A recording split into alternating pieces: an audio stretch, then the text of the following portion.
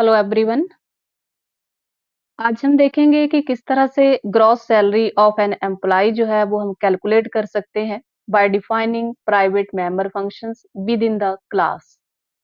अभी तक हमने देखा था कि मेंबर फंक्शंस को हम आउटसाइड द क्लास डिफाइन कर रहे थे with the help of scope resolution operator. आज हम देखेंगे कि जो प्राइवेट मेंबर फंक्शंस है क्लास के अंदर उनको कैसे हमने डिफाइन करना है।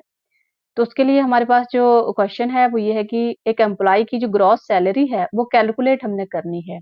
फर्स्ट ऑफ ऑल हमने हेडर फाइल्स इंक्लूड करी हैं। उसके बाद एक क्लास बनाई है एम्प्लॉय नेम की।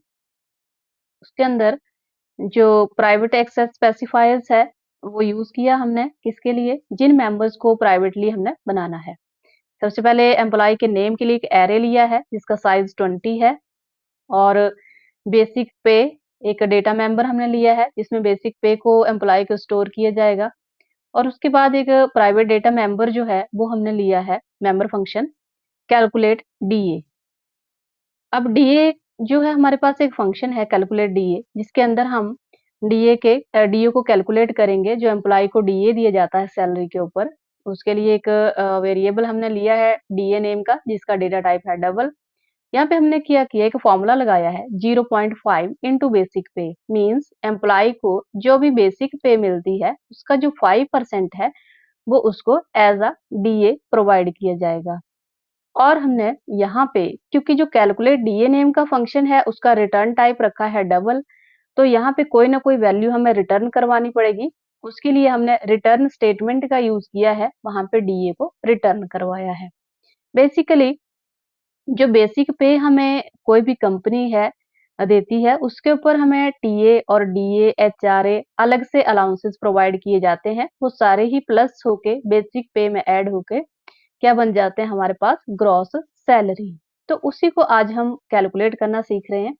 तो यहाँ पे जो कैलकुलेट डीए फंक्शन है उसको विद इन क्लास ही जो है हम डिफाइन कर रहे हैं, जिसको हमने जिसकी एक्सेस जो है वो प्राइवेट रखी है। तो इसी का आज ये प्रोग्राम है कि प्राइवेट मेंबर फंक्शंस को विद इन क्लास हमने कैसे डिफाइन करना है, उसी को डिफाइन करना हम सीख रहे हैं। तो ये हमने देखा था कि जो रियल लाइफ प्रॉब्लम्स हैं उनको प्रोग्रामिंग के थ्रू अगर रिप्रेजेंट करना है तो हम किसी लैंग्वेज का यूज करते हैं। लाइक अभी हम सी प्लस प्लस का यूज कर रहे हैं। तो जैसे एम्प्लॉय की सैलरी को कैलकुलेट करना है, this is also a real life problem. तो यहाँ पे हमने पहले डीए को कैलकुलेट कर लिया, अब हम एचआरए को कैलकुलेट करने वाले हैं। वो भी अभी विद इन क्लास ही है। तो इस फंक्शन की बॉडी हम लिख रहे हैं जहाँ पे एच आर ए कैलकुलेट करने के लिए हमने एक फॉर्मूला लगाया है 0.15। इसका मीनिंग है 15%। किसका? बेसिक पे का, जो भी एम्प्लॉय को बेसिक पे मिल रही है। उसके बाद हमने रिटर्न करवा दिया है एच आर ए को। एच आर ए क्या है? बेसिकली जो कैलकुलेशन होके हमारे पास वैल्यू आएगी। उसके बाद फंक्शन की बॉडी को क्लोज कर दिया है। और यहाँ पे रीड और जो डिस्प्ले सैलरी है, दो मेंबर फंक्शंस हमने बनाए हैं जिनकी एक्सेस पब्लिक है। और उसके बाद हमने क्लास की बॉडी को यहाँ पे क्लोज किया है। कैसे पता चला आपको? क्लोजिंग करली ब्रेस और उसके बाहर सेमीकोलन। तो इस तरह से अभी जो रीड और जो डिस्प्ले सैलरी हमारे पास है, इन मेथड्स की बॉडी को तो अभी हम एक्सप्लेन करेंगे, डिफाइन करेंगे। उससे पहले हमने जो प्राइवेट मेंबर फंक्शंस बनाए थे डीए और एच आर ए, उनको डिफाइन हमने कर दिया है विद इन क्लास। अब नेक्स्ट हम जो रीड मेथड है उसकी बॉडी को लिखेंगे। बेसिकली रीड मेथड का काम क्या रहता है कि जो भी यूजर इनपुट देता है उसके लिए जो इंस्ट्रक्शंस लिखी जाती हैं वो रीड मेथड के अंदर लिखी जाती हैं। और जो डिस्प्ले सैलरी फंक्शन हमारे पास है वो क्या काम करेगा? जैसे हमने एच आर ए को कैलकुलेट किया, डीए को कैलकुलेट किया, उन दोनों को प्लस करके प्लस बेसिक पे, लाइक किसी एम्प्लॉय की बेसिक पे है 10,000, तो उसके ऊपर उसका 5% ऐड हो जाएगा plus 15% H R A add हो जाएगा। तो वो जो टोटल कैलकुलेशन होके आएगा वो हमारे पास जो सैलरी के लिए हमने फंक्शन बनाया है उसमें हमने उसको डिस्प्ले करवाया है। अब नेक्स्ट मेथड हम रीड मेथड की बॉडी यहाँ पे लिखने वाले हैं। आप देख पा रहे हैं यहाँ पे हमने स्कोप रेजोल्यूशन ऑपरेटर का यूज किया है। वो किस लिए किया है? क्योंकि हम फंक्शन को क्लास की बॉडी के आउटसाइड डिफाइन कर रहे हैं। तो यहाँ पे सबसे पहले हमने एम्प्लॉयी का जो नेम है, इंस्ट्रक्शन दी है कि एम्प्लॉयी का नेम एंटर करिए, कौन से वेरिएबल में वो स्टोर होने वाला है, emp अंडरस्कोर नेम आपको याद है कि हमने एक एरे बनाया है और उसके बाद जो उसकी बेसिक पे है, लाइक मैंने अभी आपको एग्ज़ाम्पल दिया कि किसी एम्प्लॉयी की पे है 10,000 या जितनी भी है, वो आपको एंटर करोगे और जो बेसिक पे नेम का डेटा मेंबर है, उसके अंदर वो जो पे है उसकी बेसिक, वो स्टोर हो जाएगी। क्योंकि उसी के ऊपर जो है वो फंक्शंस काम करेंगे like calculation of DA and calculation of HRA. तो रीड मेथड का काम इतना ही है कि यूजर से उसने इनपुट लेनी है। अब ये जो रीड मेथड है इसकी बॉडी को हम यहाँ पे क्लोज कर रहे हैं। नेक्स्ट जो फंक्शन हमारे पास आएगा वो है सैलरी को डिस्प्ले करने के लिए। तो हम वहाँ पे देखेंगे कि किस तरह से सैलरी को डिस्प्ले करना है हमने, कैसे फंक्शंस को उसके अंदर कॉल करना है हमने और उसके बाद कैसे जो कैलकुलेट होके वैल्यूज हमारे पास आएंगी उनको रिप्रेजेंट करना है, प्रिंट करना है स्क्रीन पे। तो ये जितने भी प्रोग्राम्स हैं like inside the class body function को डिफाइन करना, outside the class body function को डिफाइन करना, दीज आर वेरी इजी।